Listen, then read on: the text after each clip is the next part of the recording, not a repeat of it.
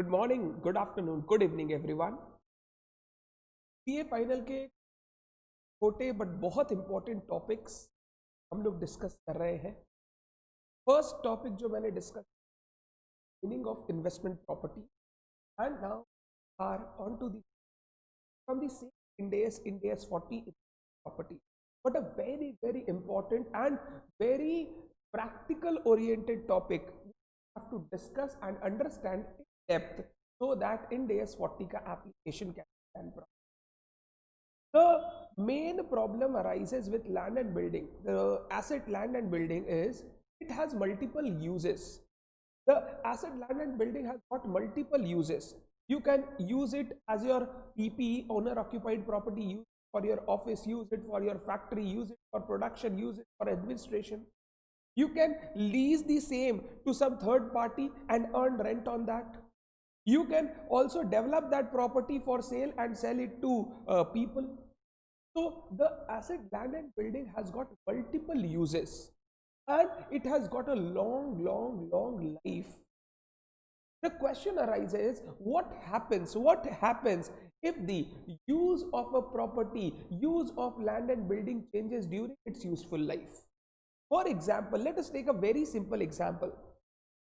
I was using a particular land and building owned by myself as my classroom. मैं एक land and building को classroom की तरह use कर रहा था, which was an owner occupied property, a plant and equipment for me.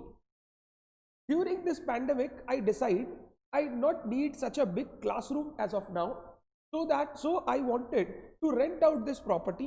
I vacated the property and I rented it out to a party who was to use it for his own business. तो मेरा जो use था उस land and building का वो था कि मैं उसको अपना प्रॉपर्टी प्लांट इक्विपमेंट की तरह यूज कर रहा था, अपनी क्लासरूम चलाने के लिए, बिजनेस चलाने के लिए यूज कर रहा था. अब मेरे को उस प्रॉपर्टी की उस चीज में जरूरत नहीं है, तो मैंने उसको क्या किया, रेंटल पे यूज करना शुरू कर दिया.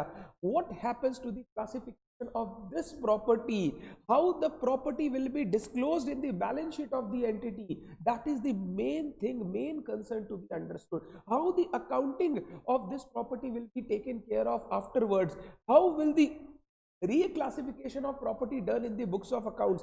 These are the main questions which are to be taken care. तो हम लोग इस टॉपिक में डिस्कस करना चाहते हैं रीक्लासिफिकेशन ऑफ फ्रॉम और टू इन्वेस्टमेंट प्रॉपर्टी. कोई एक पर्टिकुलर एसेट को इन्वेस्टमेंट प्रॉपर्टी की तरह क्लासिफाई कर रहा हूं या एक इन्वेस्टमेंट प्रॉपर्टी को किसी दूसरे क्लासिफिकेशन में लेके जा रहा हूं. तो रीक्लासिफिकेशन वाला पार्ट हम लोग इस छोटे से वीडियो में डिस्कस करने वाले हैं. अब Ind AS 40 ने सबसे पहली बात कही कि रीक्लासिफिकेशन तभी हो सकता है, रीक्लासिफिकेशन तभी हो सकता है जब जब जब there is a change in use of the property. इसका मतलब यह है कि अगर आपके प्रॉपर्टी का यूज चेंज हो रहा है तभी आप रीक्लासिफिकेशन कर सकते हो from one type of classification to the other. Meaning thereby, मान लो कोई प्रॉपर्टी आप एज अ पीपीई यूज कर रहे थे, उसको इन्वेस्टमेंट प्रॉपर्टी में रीक्लासिफाई करना चाहते हो. ये रीक्लासिफिकेशन तभी हो सकता है, ध्यान से, जब आप अपना ओनर ऑक्यूपेशन छोड़ दो और उस प्रॉपर्टी को रेंटल में लगाने की तैयारी शुरू कर दो. अगर आपका सिर्फ इंटेंशन बदलता है ना, इंटेंशन बदलने से रीक्लासिफिकेशन नहीं होगा. सिर्फ इंटेंशन के चेंज होने से यूज चेंज हो जाए ऐसा जरूरी नहीं है. बोला गया कि ये जो आपका प्रॉपर्टी है ये रीक्लासिफाई तभी हो पाएगा जब there is a change in use of the property, जब आप एविडेंस दे सको कि हाँ, हमने जो इंटेंशन चेंज किया है उसके पीछे सपोर्टिंग एविडेंस है कि अब हम उसको पीपीई की तरह नहीं, इन्वेस्टमेंट प्रॉपर्टी की तरह यूज करना चाहेंगे. जैसे मैंने बोला, मैंने क्लासरूम को वेकेट कर दिया और बायर, वो जो रेंटल पे लेगा उस आदमी को खोजना शुरू कर दिया, रेंटल पे मेरे को लगाना है, मैंने वेकेट कर दिया. This gives an evidence that there is a change in use for the property. बहुत ध्यान से, change in management intention does not provide evidence for change in use. ये बहुत बहुत इंपॉर्टेंट लाइन है और केस स्टडी बेस्ड क्वेश्चन आपके exam में आ सकता है. रियल लाइफ के लिए तो इंपॉर्टेंट है ही है, केस स्टडी बेस्ड आपके एग्जाम में आ सकता है. सर एक बार थोड़ा सा प्रैक्टिकली इसको समझाओ. देखो, प्रैक्टिकली एक छोटे से एग्जाम्पल से समझाता हूं. मैं एक चार्टर्ड अकाउंटेंट हूं इन प्रैक्टिस। मैं एक कंपनी का ऑडिट कर रहा हूं और आप जानते हो एज अ ऑडिटर जब मैं कहीं जाता हूं तो मेरा रुतबा ही अलग होता है, एकदम सख्त लौंडा बन के जाना पड़ता है, स्केप्टिसिज्म रखना पड़ता है, बहुत कुछ आपने ऑडिट में पढ़ा होगा।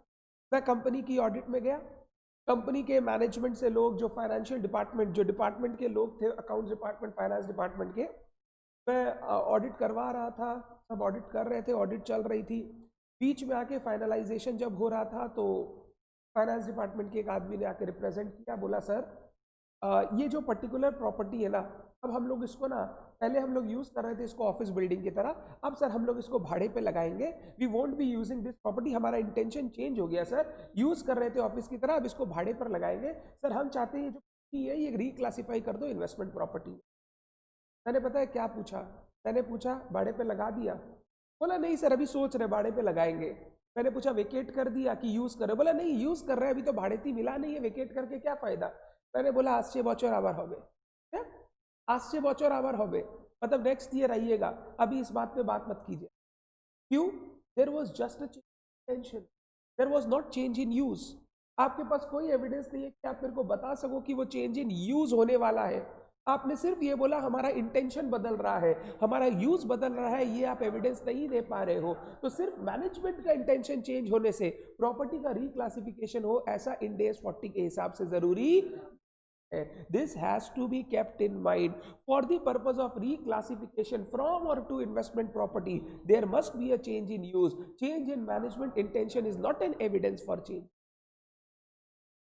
The first point is clear. When can you reclassify a property? There must be a change.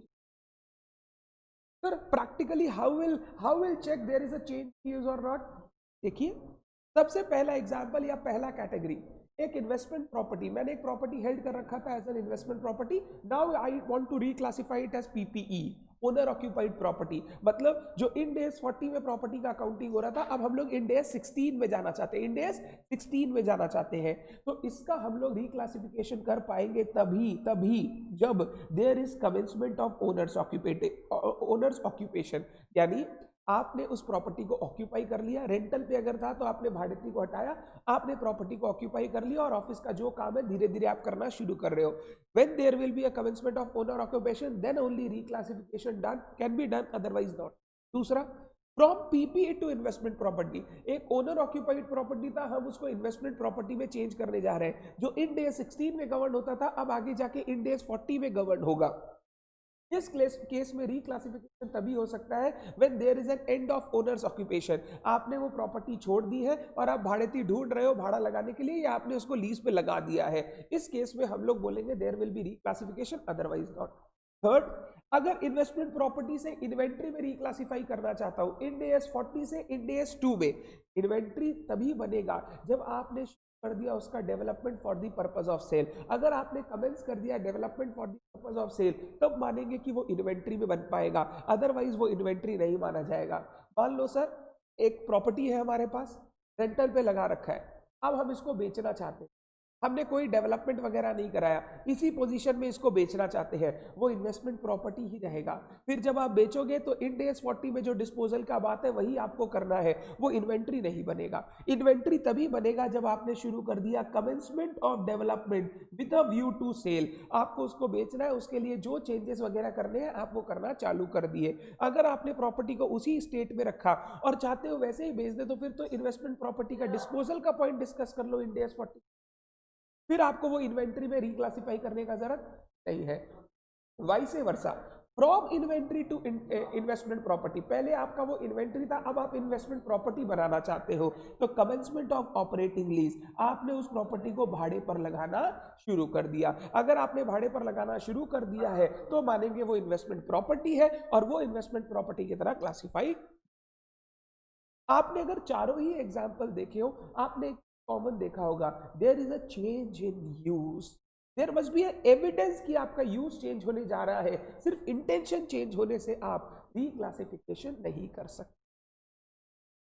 Sir जब ये रीक्लासिफिकेशन होगा, मान लो इन्वेस्टमेंट प्रॉपर्टी को पीपीई बनाना चाहता हूँ, पीपीई को इन्वेस्टमेंट प्रॉपर्टी बनाना चाहता हूँ, उसी तरीके से जब भी प्रॉपर्टी का रीक्लासिफिकेशन होगा, सर एक चीज तो समझ में आती है, बैलेंस शीट का जो हेड है वो चेंज हो जाएगा, बस वही करना है, सबसे इंपॉर्टेंट काम वही करना है। आप बैलेंस शीट में जैसे एसेट को क्लासिफाई करते थे, अब उसका क्लासिफिकेशन नई जगह पर आ जाएगा। सबसे इंपॉर्टेंट ध्यान ये देना है, रीक्लासिफिकेशन करते समय carrying amount of the asset can not be changed. आपका जो रीक्लासिफिकेशन होगा वो उसी कैरिंग अमाउंट पे होगा, कैरिंग अमाउंट आप चेंज नहीं कर सकते। अगर प्रॉपर्टी इन्वेस्टमेंट प्रॉपर्टी बोल के थी, उसका जो वैल्यू था, बुक वैल्यू था, वो 100 करोड़ आपने दिखा रखा है, तो ये इन्वेस्टमेंट प्रॉपर्टी जब पीपीई बनेगा तो भी 100 करोड़ पे बनेगा, जब ये पीपीई की जगह इन्वेंट्री बनेगा तो भी 100 करोड़ पे बनेगा। रीक्लासिफिकेशन जब होगा, जिस समय होगा, और रीक्लासिफिकेशन ईयर एंड पे हो जरूरी नहीं है, जब भी आपका चेंज इन यूज हो गया उस समय से रीक्लासिफिकेशन चालू। जब भी आप रीक्लासिफाई करोगे और बुक्स ऑफ अकाउंट्स में अकाउंटिंग एंट्री करोगे, आप ध्यान रखना वो उसी कैरिंग अमाउंट पे होगा। कैरिंग अमाउंट आप कभी भी ऑल्टर नहीं कर सकते रीक्लासिफिकेशन। एक बार रिक्लासिफिकेशन हो गया, उसके बाद नया वाला इन डेज के प्रोविजन लगने शुरू हो जाएंगे। मान लो ईयर चल रहा है 2020-21, ठीक है, हमने साल के बीच में रिक्लासिफाई किया एक इन्वेस्टमेंट प्रॉपर्टी को पीपीई में, 100 करोड़ का इन्वेस्टमेंट प्रॉपर्टी था, जब रिक्लासिफिकेशन करूंगा तो पीपीई का वैल्यू भी 100 करोड़ बनेगा। अब ईयर एंड पे जब मैं पहुंचूंगा और बैलेंस शीट बनाऊंगा, जब भी रिक्लासिफिकेशन हो गया उसके बाद जो भी प्रोविजन लगेंगे वो प्रोविजन नए इंड एएस के लगेंगे, यानी हमारे इस केस में नया क्लासिफिकेशन पीपीई है, तो हम लोग इंड एएस 16 के प्रिंसिपल्स को यूज करके आगे का काम करें। डेप्रीसिएशन प्रोवाइड करना, अगर कोई इंपेयरमेंट है इंपेयरमेंट प्रोवाइड करना, अगर इन्वेस्टमेंट से इन्वेंट्री बनाए हैं तो cost NRV whichever is lower करना, वो सारा काम आगे हम लोग नए क्लासिफिकेशन के हिसाब से करेंगे। पुराना क्लासिफिकेशन खत्म हो जाएगा, नया क्लासिफिकेशन इंड एएस लगना शुरू हो जाएगा। तो मैंने कितनी बातें बोली देखो इस टॉपिक में। मैंने बोला लैंड एंड बिल्डिंग का डाइवर्सिफाइड यूजेस है, तो हो सकता है कि during the useful life of land and property the use of the asset change. If the use of the asset change, you'll have to reclassify the property in your financial statement. Reclassification can only be done when there is change. Because change in management intention is not an evidence for change in use. क्या क्या हो सकता है? Investment property reclassified to PP और vice versa, investment property reclassified to inventory और vice versa. जब भी reclassification होगा पहले चेक करना है एविडेंस है कि नहीं चेंज इन यूज का, है तो रिक्लासिफिकेशन करेंगे। रिक्लासिफिकेशन करते समय हम लोग ये ध्यान रखेंगे carrying amount of the property can not be altered. जब रिक्लासिफिकेशन होगा सेम कैरिंग अमाउंट पे होगा। उसके बाद जब सब्सिक्वेंट मेजरमेंट होगा वो नए इंड एएस के हिसाब से होगा। अगर आपका इंड एएस 40 लग रहा था, अब इंड एएस 16 लगेगा, पीपीई बन गया है, तो डेप्रीसिएशन हो गया, इंपेयरमेंट हो गया, वो सारा इंड एएस 16 के हिसाब से प्रोवाइड होगा। अगर इंड एएस 40 से इंड एएस 2 में आ गए हो, तो जो आपका cost NRV whichever is lower का प्रिंसिपल है वो इंड एएस 2 का लगेगा। तो वो सारा काम आप जैसे करते थे वैसे ही करेंगे, but after the reclassification when you are preparing the balance sheet of the end. पहले बताइए बात एकदम क्लियर है? तो लास्ट पॉइंट ये बोला, after reclassification subsequent measurement and accounting shall be done using the provision of the relevant Ind AS। जो नया Ind AS है उसके हिसाब से आपका subsequent measurement and accounting किया जाएगा। तो ये एक छोटा सा इशू है बट बहुत ही प्रैक्टिकल इशू है रियल लाइफ से related, because land and building का जो यूज है वो टाइम टू टाइम चेंज हो सकता है। आपको भी पता है वो मल्टीपल यूजेस में काम लिया जा सकता है, उसकी लॉन्ग यूजफुल लाइफ है। तो अगर यूज का चेंज हो गया तो किस तरीके से रिक्लासिफिकेशन होगा। So this was a very small discussion to do all the final student. Please keep in mind this topic is very from viewpoint of case studies in exam. So please don't ignore this. Thank you so much. Bye bye.